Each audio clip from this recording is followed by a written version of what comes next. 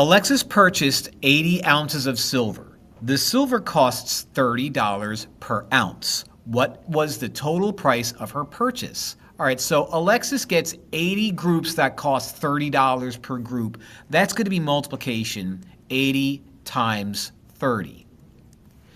Now, whenever you're multiplying numbers that are also multiples of powers of 10, in other words, 8 is 8 times 10, 30 is 3 times 10. What you do is you multiply the first digits that are non-zeros. So 8 times 3 is 24.